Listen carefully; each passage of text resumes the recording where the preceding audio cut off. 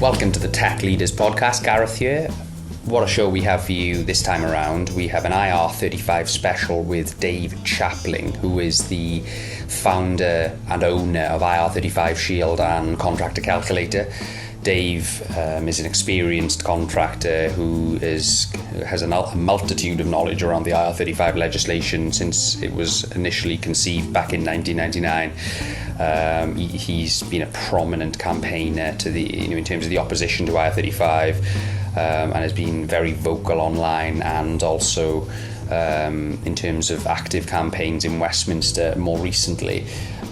His depth of knowledge around the legislation is very impressive, and he gives us some excellent advice in a number of areas, and his opinions are very well-founded and well thought out. So yeah, it's a really enjoyable and insightful interview. I hope you enjoy this one. I certainly enjoyed doing it. I give you Dave Chaplin. Hi, first of all, hi Dave. Thank you for coming on the show. I know you're a very busy chap, especially at the moment. I've seen you on LinkedIn. You've been very active recently. The first thing I want to ask you is, how did it go in Westminster last week? The Chancellor resigned the next day, so a resounding success. Dude, I don't think that was anything to do with us. So it's interesting to read the reporting on the protest, because the numbers seem to build up quite quickly over time. Some people said there were 150 there, but when we got to the Treasury, we think there were more sort of 300 or 400 people there. So it was a very, very good response. And what was particularly good is when we went into the Houses of Parliament and we went into the Macmillan room that Tim Farron had booked for us, and we managed to engage with 50 MPs. So lots of them coming to listen, to hear the arguments for and against, and really engage with the debate. So I think the demonstration, essentially it's a lobby day really rather than a demonstration. I think it went very well. Yeah, definitely. Well, there was lots of people there. I was watching it on LinkedIn. I was watching the Twitter updates. Yeah, it seemed to go really well. So, it's all about awareness, I think, Dave, isn't it? It's all about... Absolutely, yeah. Yeah, so essentially the problem we see is it's all based around the behavioural effect of this new legislation. The concept of deemed employment is an invention by HMRC, then by the Inland Revenue, that was invented 20 years ago. We don't think it's ever worked. We still don't think it works. It creates so much uncertainty in the tax system, and the tax system is something where people need certainty in order to manage their businesses.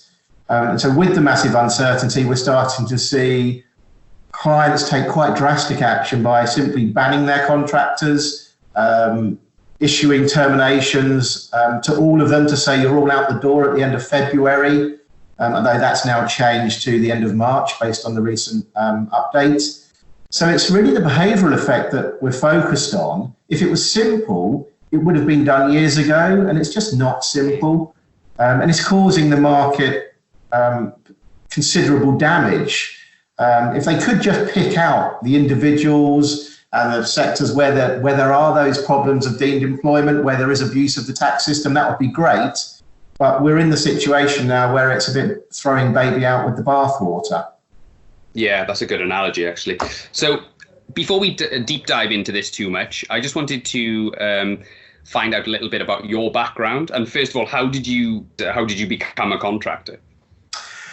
Well, I became a contractor in 1997.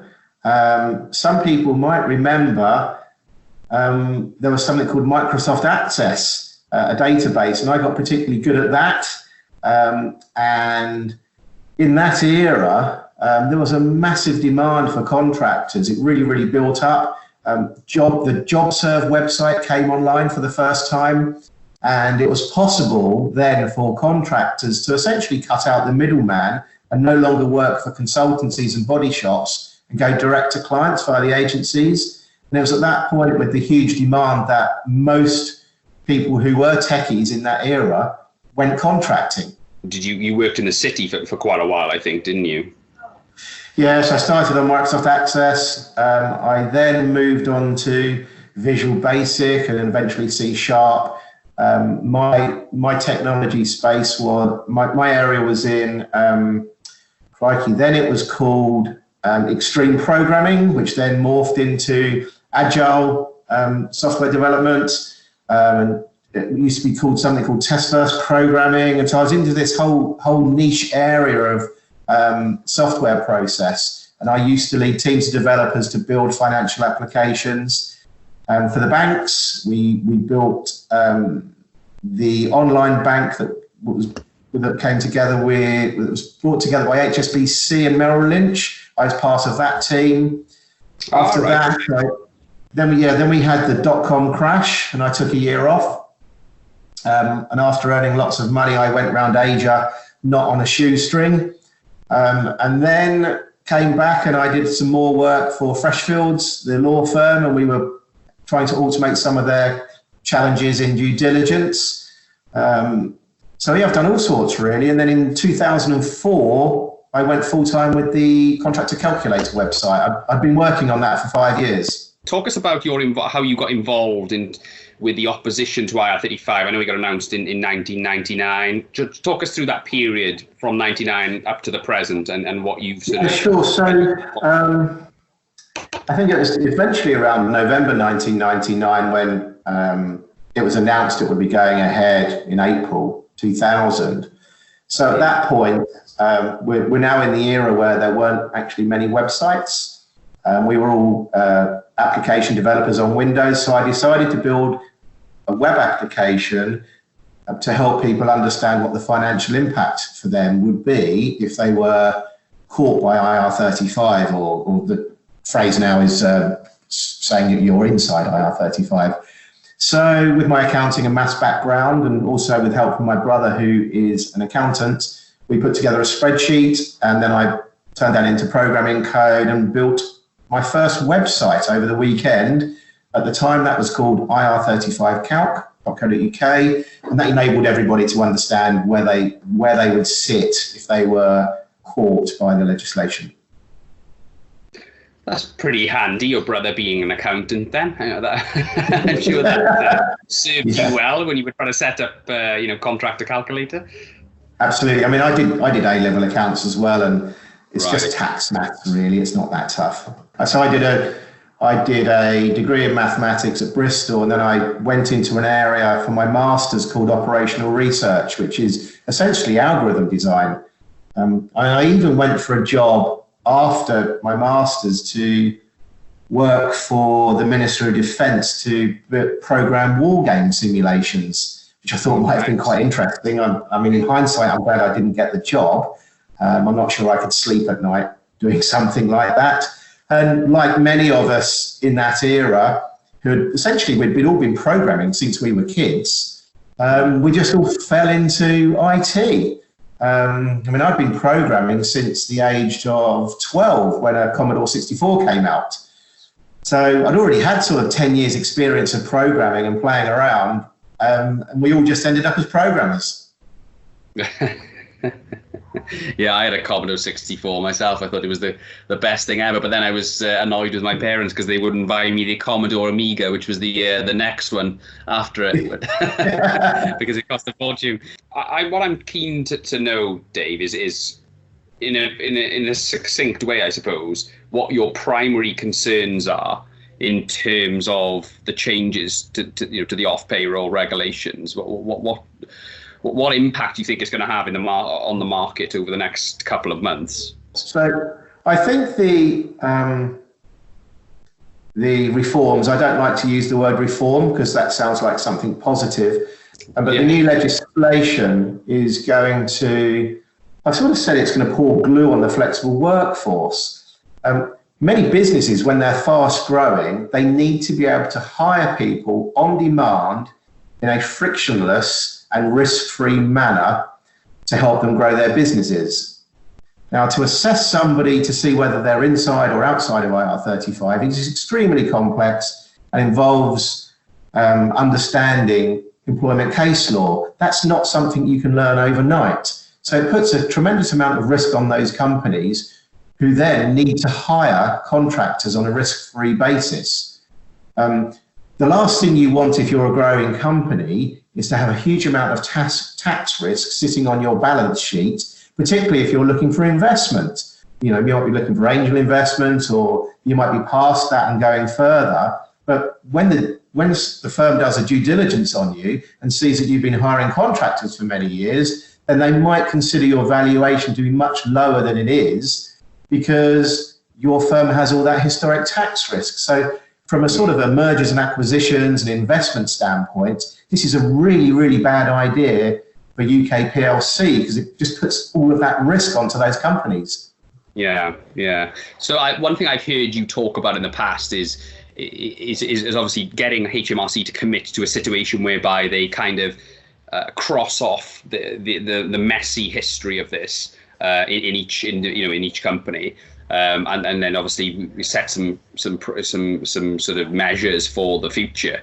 Yes. Do you think we're closer to achieving that goal? Especially with the introduction of a new chancellor now, and I think you've really done well to get this narrative out there. Do you think we're closer to getting them to listen to this? They are definitely listening. I was involved in a meeting with the Financial Secretary of the Treasury a few weeks ago.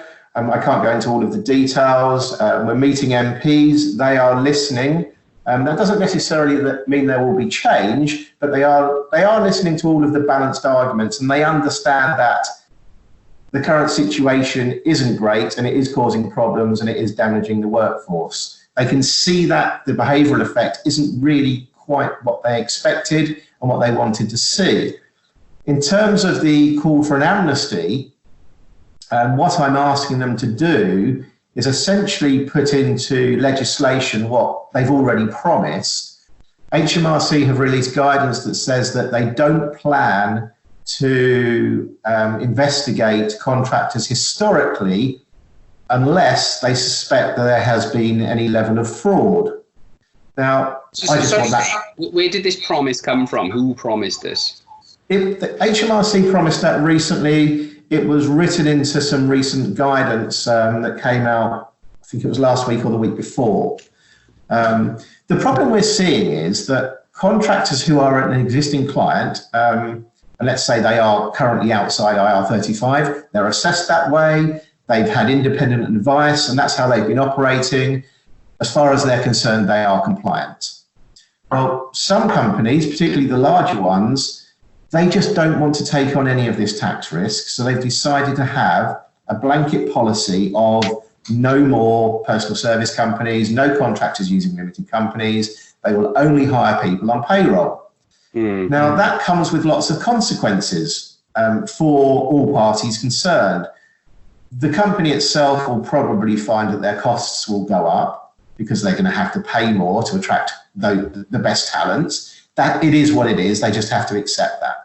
But the other unintended consequence is that those contractors who feel that they have been behaving compliantly, if they stay at that particular client and the client has said to them, no, you're going on payroll, their concern is that that will fare badly for them in the event that HMRC came after them for previous year's tax, which they're perfectly entitled to do. An investigation can go back 4 years under normal circumstances, or can extend to 6 years if they've been careless. In this instance, you would probably say they haven't been careless because they've had some sort of external evaluation of their status. But just to defend an IR35 investigation, it can cost you in the region of £30,000. So if you're not insured, then that seems to be particularly unfair. And there's no reason why HMRC can just form an opinion and then you have to defend yourself, which means going to tribunal. That seems particularly unfair. So for those groups of people that haven't been careless, they have taken good advice, they feel that their status should be outside, I think for those ones, there just needs to be an amnesty to say, okay, we're not worried about you. But for those that have done nothing, for those that have maybe taken advice and were told they're inside and haven't paid the taxes, well, that takes you into the area where there's perhaps been negligence, and it seems fair that HMRC should still be able to chase those people. And that's essentially what they're saying in their guidance. Unfortunately, no one trusts HMRC. So I'm just saying, put your promise into statute. It's really quite simple. You talked about companies who are not prepared for this. What kind of percentage of the market are we talking about here, Dave, in terms of who are really prepared for this? I guess it depends how percentage of who are not prepared for it is probably a better. Yeah. The sort of numbers being bandied about are about half of the companies aren't prepared. So there are 60,000 businesses that are in scope because they're medium or large. Yeah, it's about half of them, people are saying. You're referring to the small company exemption there, yeah? Yeah, that's right. So I don't know how many small companies there are in the UK, but when you look at the impact statement released by HMRC as to which companies will be affected by this, it says there's 60,000 businesses that are medium to large and that there are 20,000 agencies.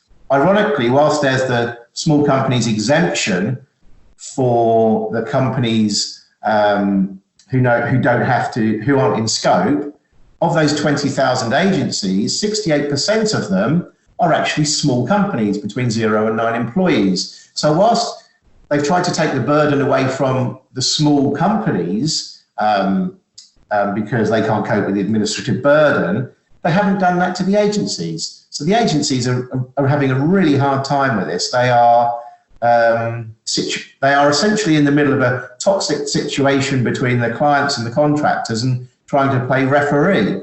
On top of that, the agencies are being landed with a tax risk based on a decision that they didn't even make, which does seem entirely unfair. Yeah, no, absolutely. Do you think a lot of the problems are because of an overreaction by companies? Do you think, where there could be some subtle changes to the way they procure these people, or do you think it's justified? I think it's a considered reaction. I think the way they've decided to approach this is to recognise that for them, when they have that many contractors with so many diverse roles in the company, the contractors are therefore that they've decided that it might be better to just press the reset button, clear everybody out, and then just start again. That's one potential driver. The other one is that they will have lots of contractors that are probably inside IR35. Typically, I've worked in banks, and you do have some that have been there for years, and you would argue, yes, potentially if they were investigated, they would be caught. So probably the last thing a bank wants to do is to give a contractor lots of reasons to take them to an employment tribunal. Yeah. So it's sort of press the reset button and start again, really, for those ones, because they find the problem too difficult. Yeah, no, absolutely. I was talking to a procurement lead of a large government department a couple of months back, and he felt that companies were taking the sort of the path of least resistance on this, and it was just a lot easier to get rid of a load of contractors than it was to sort of justify any risk to the board that they may carry if they keep hold of them. You know what I mean? And Absolutely. Reprocuring people is hard work. People are afraid. Maybe some people are afraid of A, the risk, and B, the hard work. So I think there's a bit of that going on as well. There's a bit of everything going on, really, David. Yeah. The amount of work that needs to go into the transitional phase is certainly more than if you just press the reset button and start it again. The challenge there, though, and the backlash that large firms are getting is that they've sort of adopted a position of saying, we're not going to spend any more money on contractors. If you want to stay, you're going to get a 25% pay cut and you need to go on payroll. That's not really working very well. And we're starting to see large numbers of contractors form collectives and collectively bargain and say, well, sorry, we're not taking this type of pay cut. We will stay, but we want this. So, it's what you would expect, right? For people to do that. The whole thing is a renegotiation. It's not working out well for any companies, really, that have adopted the blanket policy approach. They're bound to get backlash and pushback. Yeah, absolutely. So would you accept then that there is a part of the professional subcontractor market whereby these individuals are essentially like PAYEs, and they are like basically employees, but they're obviously procured through contractor agreements, when they probably should be paying PAYE equivalent tax. And what I'm saying, Dave, is how do we tread that line? There's a lot of people who are clearly contractors. There are a lot of people who are clearly not contractors, but are engaged as contractors. How do it's really messy, isn't it? How do we tread that line? It's very messy. I mean, for years we've been saying that probably 30% of contractors are definitely outside, 30% are probably inside, and then you've got this 40% in the middle of the grey area where you need to decide which way they're going to go. And I would say that situation still remains. Everybody has probably come across a contractor in a company that's been there for absolutely years and is part of the furniture. Now, of those ones who are essentially in deemed employment as defined, then you've got two types of those. You've got the ones that are probably not being paid market rate. They are probably costing the company similar amount of money compared to hiring an equivalent permanent employee. So somewhere tax is essentially being avoided, fair cop. It's going on. You also have to say, well, that contractor doesn't get any employment rights and so on and so on. But in terms of a percentage of the cost of the transaction that is being taken as tax, the transaction where the contractor is engaged is less than where the permanent employee is engaged. And that's because it all comes down to secondary class one, national insurance contributions, also known as employers' NI. So you've got those ones, they would be your classic deemed employees. You've then got your other ones where they might be essentially deemed employees, but they're still getting paid far more than if they were a permanent employee. I mean, typically when I hire IT contractors, I pay them about double what I have to pay my permanent employees. And that's quite typical in the IT market. Well, if you're a company and you've been hiring essentially overpaid deemed employees for years and years and years, then you have to ask yourself the question, why on earth have you been doing that? And why didn't you try and hire permanent employees? It could be a supply and demand problem, perhaps. But then on top of that, you then have to say to yourself, well, so what? So what? The government is getting a smaller slice of a much larger pie. And by turning these people into permanent employees where they get paid much less, they get less money in tax revenue. So why would you do that? Yeah. No, absolutely. It seems a bit crazy, really, doesn't it? When you it's bonkers like that. I wanted to ask you, Dave, are you aware of a template internationally, another country, maybe in Europe or something, who get this right? I know that they're quite, from my personal experience, they seem to be quite on top of this situation in the Netherlands, for example. I don't know if you're aware, but are there any other countries that you think have dealt with this in a very admirable way and seem to be quite close to a perfect situation? I haven't researched this for a few years now, but the last time we looked at it, it's all a bit of a mess wherever you look, really. Where there are countries where the tax differential is significantly different whether you hire someone self-employed or employed, this problem exists, and you could argue that there is some abuse of the tax system. And the abuse typically happens down the lower end of the pay scale, where there's no bargaining power and the worker is forced to use a limited company in order to get work. So we'd call that false self-employment. As you move up the pay scale, the bargaining power tends to equalise a bit more between the client and the contractor, and very much so in some areas when you're getting into 4 figures a day, the contractor's holding all the cards. And in those sorts of zones, who cares whether they're, behaving like an employee or not? The government's earning so much money, and they're being paid far more than their permanent counterparts. So let them get on with it. What we do see, going back to the international question, is the only place this really gets solved, and the only way it gets solved, is when they remove the differential between the tax rates between self-employed and employed. To give you an example of how silly this is, and remember that deemed employment is an invention, it's not a real thing, it's an invention. If the tax for hiring somebody as an employee was much less than if you hired someone self-employed, as in we reverse everything, there would probably be an invention by HMRC called disguised businesses, where they would come into companies and say, you're not really an employee, you're really a business. You need to pay more tax. So the thing is a contrived invention. It's such a complex area. It's so difficult to separate, isn't it? Absolutely. Yeah. And I think that's the problem that Chancellor after Chancellor has faced, and HMRC has obviously been wrestling with this for a while. But obviously, I think we're in agreement that they just balanced in the wrong way at the moment. What do you think? Going back to business owners, then, if because obviously we're talking to business owners here. Do you Ir35 Shield? I know you look at it generally in terms of from the contractor perspective and advising them with a calculator and so on and so forth.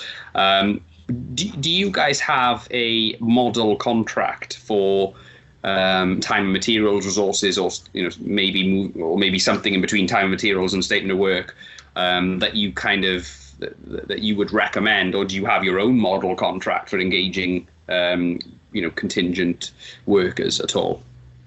Yes, we do.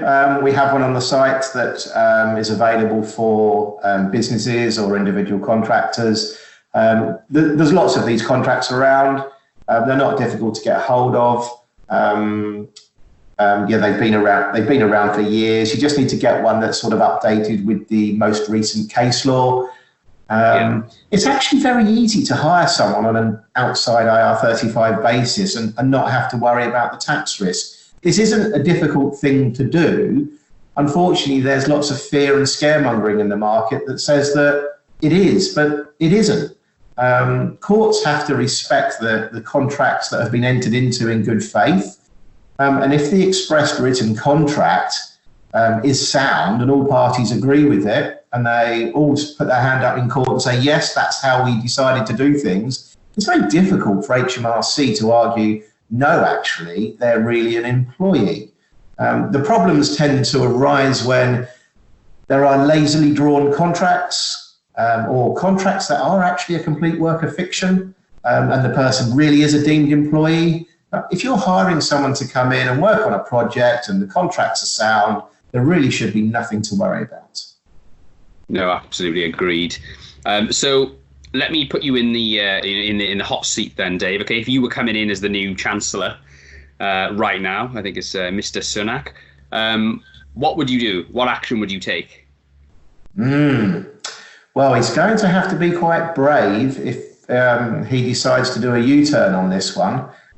I think they definitely need to delay, and then they need to sit down with all parties and work out how they're going to solve this, because the current situation is turning into quite the mess. There's a real storm brewing.